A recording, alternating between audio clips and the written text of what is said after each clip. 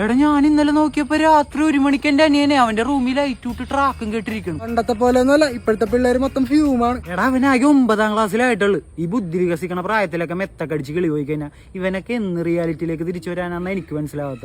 അങ്ങനത്തെ സീനൊന്നും ഉണ്ടാവില്ല. ശരി എന്നാ നമ്മുടെ ഫ്രാങ്കോന്റെ കാര്യം എന്തായി? നാട് ഉറപ്പിച്ചോണ്ടിരുന്ന വെച്ചാൽ ഗുണ്ടയാണ്. നീയൊക്കെ കൂടി മെത്ത് ഡെയിലി അടുപ്പിച്ചടിപ്പിച്ച് അയാളെ അങ്കമ്പാടി പിള്ളേരെ പോലെയാക്കി. അയാള് പാവല്ലേ പരോളില് വന്നേലെന്ന് ഓർത്ത് അടുപ്പിച്ചു. ഈ ഗുണ്ടയുടെ ഒക്കെ കിളി പോകുന്ന ഞങ്ങൾക്കറിയോ? പാവം അയാള് തിരിച്ച് ജയിലിലേക്ക് പോയി. നന്നായി. പോണേന് 2 ദിവസം മുമ്പ് എന്നെ തട്ടിക്കൊണ്ടുപോകാൻ വരെ നോക്കി. നിന്നെ എന്തിന്? ആർക്കറിയാവല്ല, കിഡ്നിയൊക്കെ അടിച്ചു മാറ്റാനായിരിക്കും. വിട്ടേക്ക് മനപ്പൂർവ്വമല്ലല്ലോ, അയാൾ തിരിഞ്ഞു പോയിട്ടല്ലേ.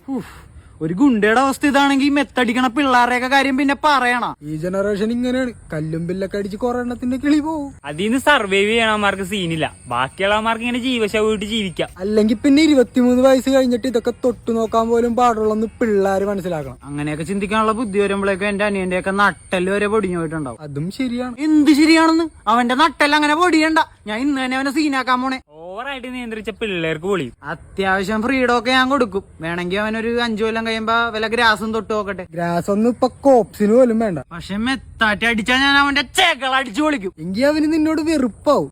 ഞാനൊന്ന് ആഞ്ഞു നോക്കിക്കഴിഞ്ഞാൽ അവിടെ മുഴുവൻ ചെക്കനാണ്. എന്നെ വെറുത്താലും സീനില്ല. എന്റെ അനിയനല്ലേടാ, ഞാൻ അവനെ റെഡിയാക്കി എടുത്തേക്കാം.